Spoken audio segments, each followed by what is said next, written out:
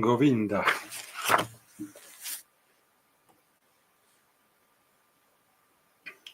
Govinda was a disciple of Gaudapada, and was such a great yogi that he was known as Yogindra, which means Indra among the yogis. Indra is the king of the gods, so it also means that Govinda was considered to be king of the yogis. The name Govinda is considered to be synonymous with Krishna. Krishna was called Govinda, which is a contraction of Indra of the gopis, because he once performed a miracle to save the people and cows of Ambadi by lifting the Govardhana mountain and using it as an umbrella.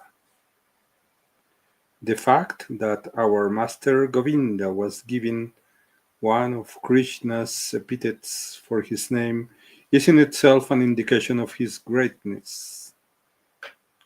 Govinda is not mentioned in any of the scriptures. He did not write any treatises on yoga, nor did he write commentaries on any of the scriptures. His reputation as king of the yogis can only be based on his oral discourses and on what he was able to achieve as a guru to others, none of which survives today in written form. He is known and indeed famous for being the guru of one of the greatest masters to grace India's history, Adi Shankara. The story of the first meeting between Govinda and Shankara will give some insight into the greatness of Govinda and will also serve to introduce our next master, Shankara. Shankara found Govinda meditating in a cave. The cave was a man-made structure with a circular opening just big enough to crawl into. In the presence of the sages of Govinda's hermitage, Shankara went round the cave 3 times in a clockwise direction and then, falling prostrate at its door and in the presence of the other monks of the hermitage, began to chant a hymn in praise of Govinda. He said, I worship thee, the incarnation of the great serpent Sesha, who is the bed of Narayana, an ornament round the neck of Lord Shiva, and the one on whose head the earth with all its mountains and rivers rest. Thou art the same sage Patanjali, a manifestation of Adi Sesha, whose 1,000 faces put his disciples to fright, and who thereupon assumed a gentle form with a single face.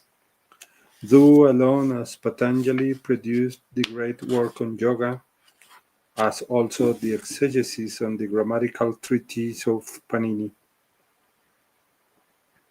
O far-famed one, do this attain to the highest spiritual realization from the instruction of the great Gaudapada.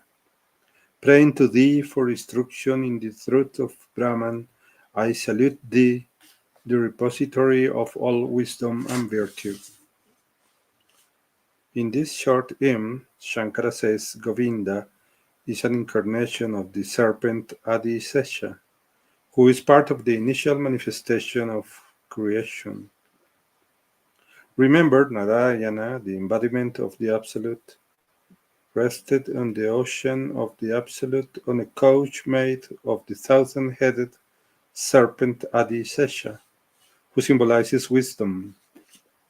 Shankara also says that this same Sesha later incarnated as the sage Patanjali, the father of yoga. Patanjali wrote the Yoga Sutras, which are the basis of Raja Yoga, and contain the instructions for the development of the siddhi powers.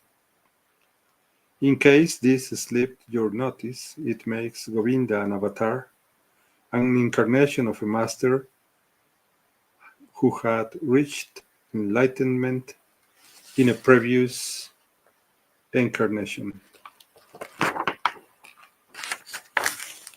And the next chapter is Adi Shankara and his four disciples. This one is a longer chapter, much more longer than the previous ones. So we're going to take more time in the study of this important and very relevant chapter. After the one, we are going to find finally the chapter of Swami Brahmananda Saraswati Maharaj, the master of Maharishi Mahesh Yogi, our Gurudev.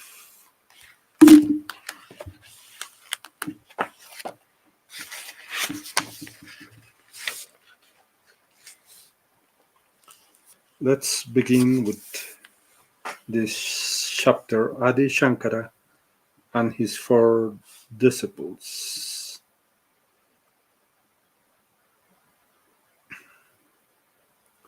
Earth passes through four great cosmic seasons called yugas. The first of these is the Krita, or the Golden Age, where Dharma, righteousness, is firmly established and mankind walks hand in hand with the gods. After a passage of time, 1,728,000 human years, Dharma decays by a fourth. In such a state of partial decay, the second season, the Treta Yuga, is born.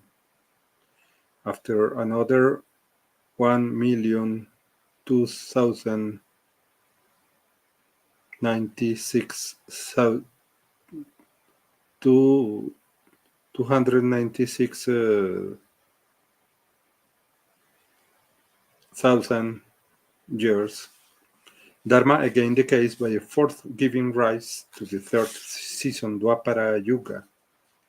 At the end of the Dwapara, the Supreme Avatar Krishna descended to earth to teach mankind the importance of Dharma and to give to Arjuna his supreme teaching. This wisdom is contained in the Bhagavad Gita. Then in the year 3102 before Christ came the Kali age, wherein unrighteousness runs rampant and Dharma is only one-fourth established. In that age, property alone confers rank, passion and sensuality is the sole relation between the sexes, and falsehood is the main means of success. It is an age of disease, crime, war, and decay. The Kali age has only one glory. If any person dares to stand firm against the flood of unrighteousness, he will reap rewards greater than any other age. At the beginning of the Kali age, unrighteousness rushed in with all its fury.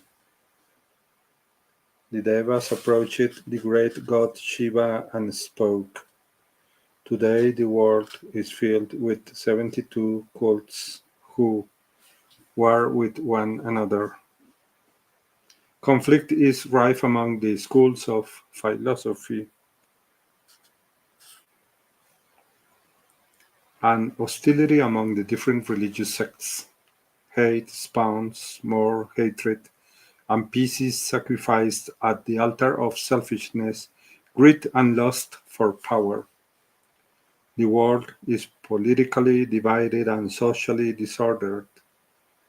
You should eradicate the world of these vicious and perverse men and re-establish the Vedic wisdom on firm ground.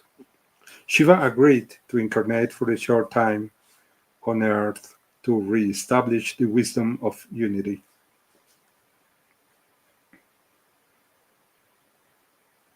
At Badarikashram in the north, four great masters met: Vyasa, Shukadeva, Gaudapada, and Govinda. Through their yogic insight, they knew of the coming avatar of Lord Shiva. In order to conform to tradition, there had to be a teacher to initiate him. It was decided that Govinda should go to the banks of the Narmada river and stay at the foot of the Ashwatha tree. There he sat in deep meditation, awaiting the Lord. In the remote village of Kaladi, situated on the banks of the Purna river in Kerala, lived a pious couple, Sivaguru and his wife Aryamba. For some time they had been trying unsuccessfully to have a child. At last they decided to do tapas at a temple of Lord Shiva as a solution to their problem. That night Lord Shiva appeared to each in a dream. He asked what they wanted and they each replied, a son. He granted them their request but said, you must further decide. You can have an all-knowing and virtuous son who will live only a short time, or you can have a son who will live a long time but will have no special virtues or greatness. They both chose a short-lived virtuous son. Within a year, Aryamba gave birth to a beautiful son. According to ancient manuscripts, Shankara, the Vihaya, the child, had divine signs on his body. It is said the learned and the wise saw the brilliance of the moon on his head, and on his forehead the sign of the divine eye. His shoulders had the impress of the trident, and his body was resplendent like a crystal. By the age of 3, Shankara had learned to read and write. His father died at that time. His mother invested him with the sacred thread as is customary with the Brahmin caste and sent him off to formal school. At the age of 6, Shankara wrote a book entitled Balabodha Samgraha. On days while the child Shankara was attending school, he went with the other students, as was custom, to a house to receive his bhiksha, alms in the form of food. The hostess was a very kind Brahmin lady, but was very poor. She only had a single dried up gooseberry to offer. She gladly offered it. Shankara looked at the pitiful offering and then looked at the lady.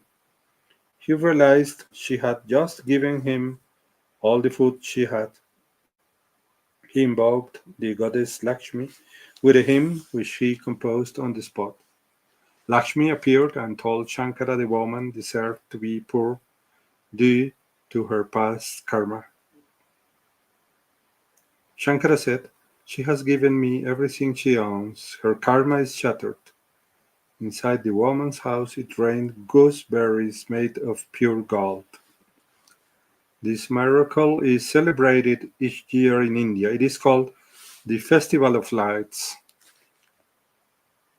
At the age of 8, Shankara completed his formal education and returned home.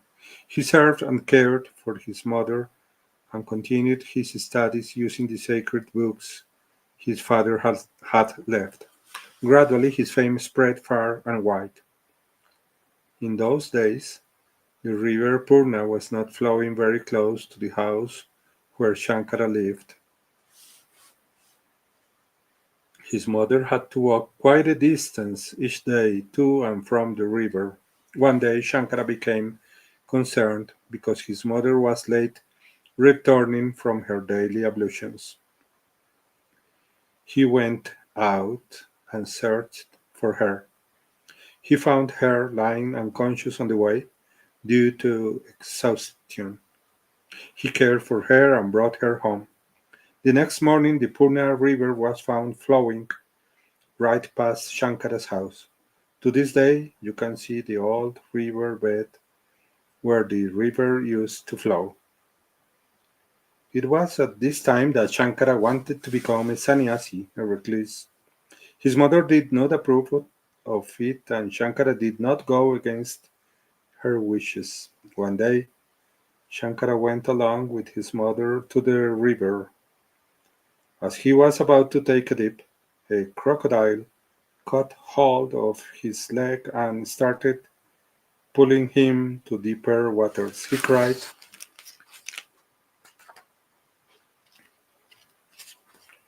out to his mother to save him, but she could do nothing. Shankara cried to her, "It is said that one who takes the vow of a sannyasi gets a new lease on life. Grant me permission to take the vow." Ariamba could not think of anything to do. As the crocodile pulled Shankara into deeper and deeper water, she at last gave her permission. Shankara repeated loudly 3 times, "Sannyas Toham, Sannyas Toham, Sannyas Toham, I have renounced." The crocodile let go of his leg and Shankara came back to the shore. He immediately requested permission of his mother to leave home to seek a guru to initiate him into the holy order. His mother gave him permission to leave home in search of a guru, but extracted a promise from him that he would return to her at her death to perform the last rites. He agreed and left home at the age of 8. Shankara first went to the hermitage of Gaudapada and requested initiation, but Gaudapada was observing a vow of silence, so he sent Shankara to his disciple Govinda. Shankara approached Govinda's meditation cave, situated near the Narmada river. He went round the cave 3 times in a clockwise direction and then, falling prostrate at its door, began to chant a hymn in praise of Govinda that was quoted in the previous chapter. Govinda heard his true identity and his previous incarnation mentioned in the hymn and replied simply, "Who are you?" Shankara recited 10 verses, which he composed extemporaneously. Each verse listed things he was not and then ended with "I am Shiva, I am Shiva." The essence of the 10 verses is contained in the following verse. Mano buddhyahankara shitani naham nasha shrota jive nasha grana netre nasha byoma bhumir na tejo na vayu shidananda rupa shivoham shivoham. Revered Sir, I am neither the earth, nor water, nor fire, nor air, nor sky, nor any of their properties. I am the divisionless essence of consciousness. I am Shiva, I am Shiva. Let's say it again in Sanskrit. Mano buddhyahankara shitaninaham nasha shrota hive nasha grananetre nasha byoma bhumir na tejo na baju shidananda rupa shivoham shivoham. Hearing these words, the sage Govinda was delighted and replied, "Dear boy, through the spiritual insight which Samadhi has given me, I see that you are indeed the great god Shiva come to earth in human form." Then, in observance of the customary rules for establishing the relationship between the teacher and the disciple, the sage extended his feet through the mouth of the cave, which the would-be disciple bowed before with all devotion. Govinda initiated Shankara, and Shankara stayed with him for 3 years. Then he left to establish the wisdom of unity and to restore an understanding of the scriptures throughout India. Before he left, an interesting thing occurred. The river Narmada had reached a flood state. It was threatening to wipe out the village and Govinda's hermitage as well. Govinda was in deep meditation, so no one wanted to disturb him. Shankara placed his drinking cup at the doorway of Govinda's cave, and when the flood water surged to the opening, they ran into Shankara's cup.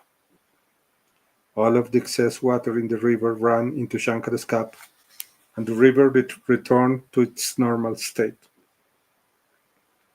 Govinda was very pleased when he heard about this miracle. He said to Shankara, just as you contain the flood waters in your cup, you should write commentaries on the scriptures and compress into them all the essence of the Vedas. Shankara left Govinda's hermitage and traveled to Kasi on the banks of the Ganges, where he took up abode near the Vishwanath temple. There he spent his time in meditation and in teaching the scriptures and explaining Vedantic texts. Learned Pandits around the area were stirred to their depths by the doctrine of unity, Advaita Vedanta, and by the power and eloquence of the 11-year-old sage.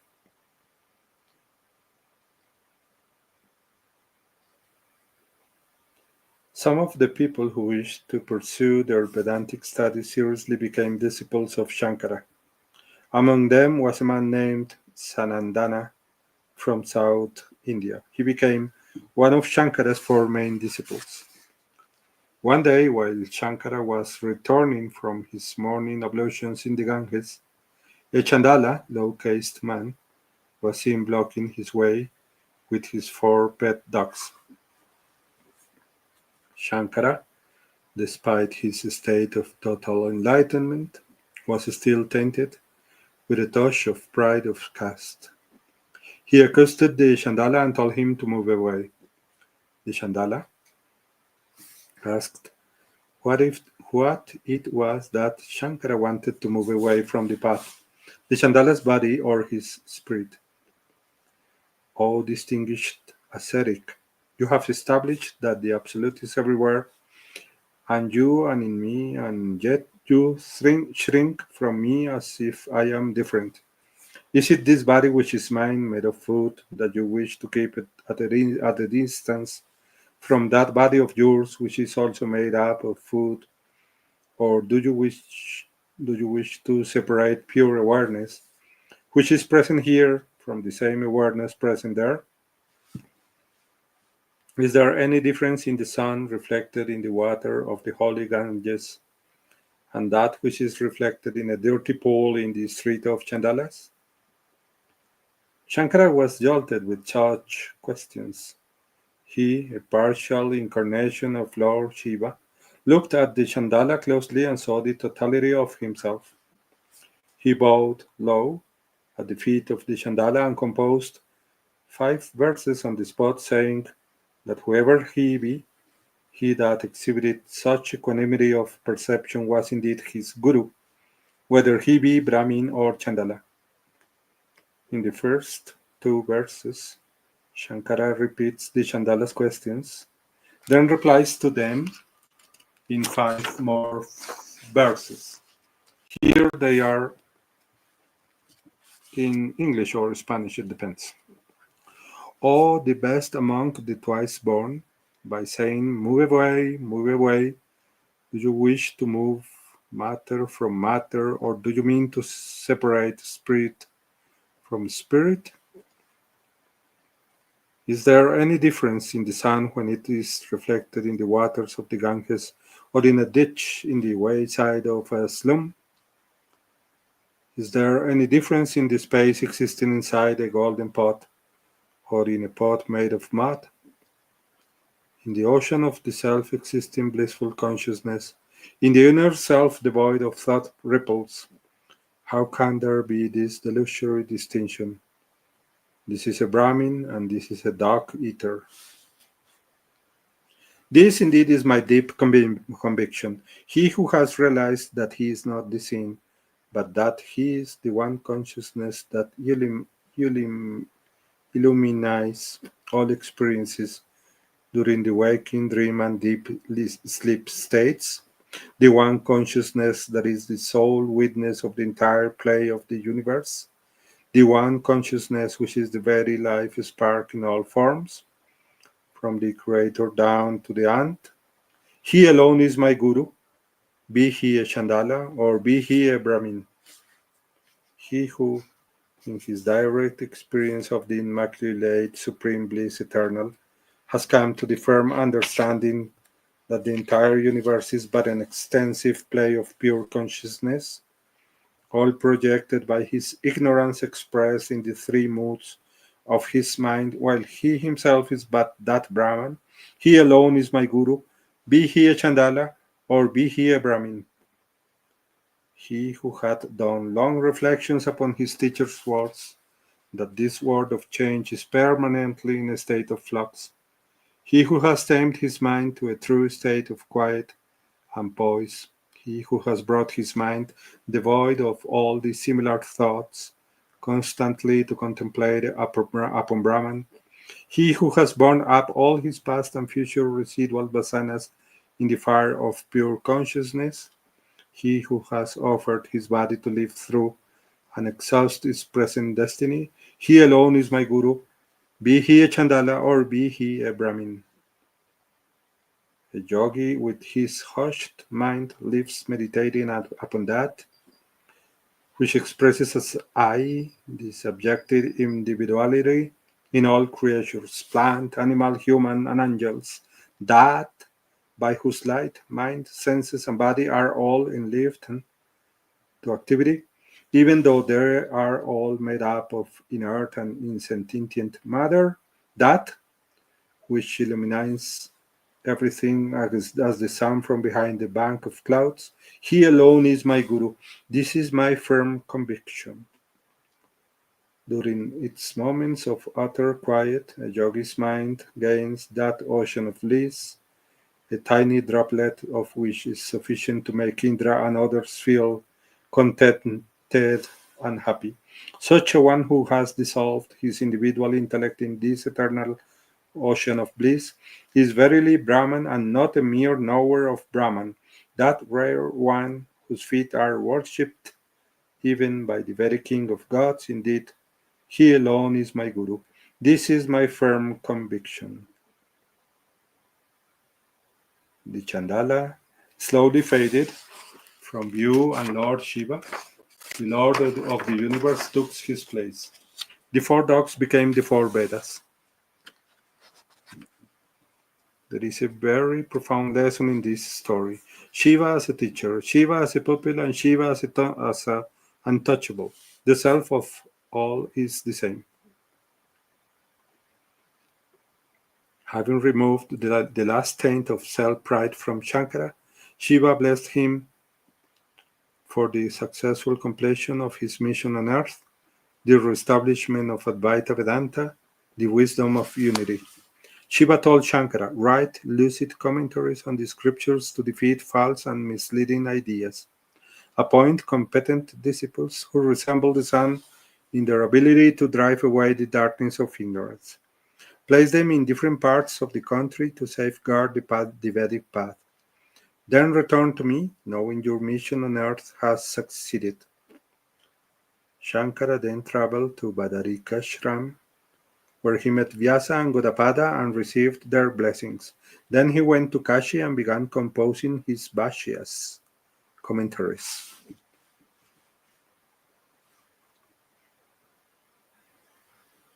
He wrote commentaries on the three principal branches of the scriptures, the Upanishads, the Bhagavad Gita, and the Brahma Sutras. He had previously composed his commentaries on the Vishnu Sahasranama,